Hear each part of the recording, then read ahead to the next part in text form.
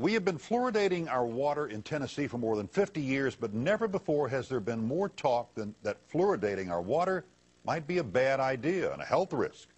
Tonight, Dennis Ferrier has the latest developments on a story that impacts all of us. Joey Hensley is a respected physician. He's also a Tennessee state lawmaker. He is now combining those two professions to make a very strong point. We've been doing it 50 years, but just because we've been doing something 50 years doesn't necessarily mean that it's right. Hensley's talking about something most of us don't even think about, fluoridating water. After much research, the doctor has sent out a letter to every water district in Tennessee asking them to stop fluoridating water. The evidence, he says, fluoride works better when you rub it on your teeth, not when you drink it. That fluoridation is medication added to water without your permission, and that's wrong. But most of all, because the National Research Council believes young children are getting 3 to 4 times the dose of fluoride as adults. And now the American Dental Association is telling mothers not to make baby formula with fluoridated water because of fear of dental fluorosis. And that's big news, and that really hasn't been publicized very much.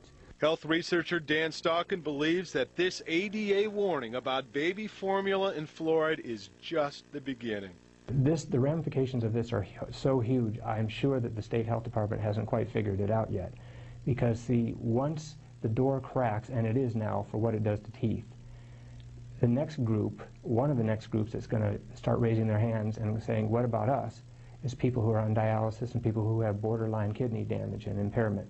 Then there's all the people that have hypothyroidism. Scientists like Nobel Prize winner Arvid Carlson and a large group of EPA scientists have called for the banning of fluoride because we don't know how much we're ingesting, so we don't know if we're being poisoned. There are so many potential legal things about to happen that as a taxpayer, I think it would be really, really smart for the water districts and the Metro Nashville. Look, just if people want fluoride, let them use fluoridated toothpaste and spit it out. But don't go poisoning everyone. Don't continue this after everyone knows all this information now, just because it's not convenient.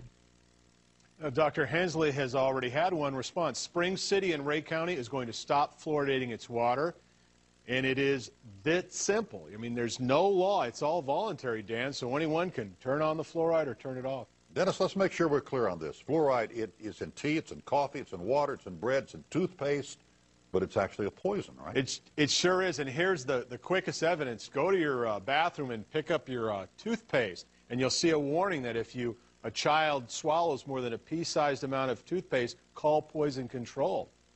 Wow. Dennis Ferrier.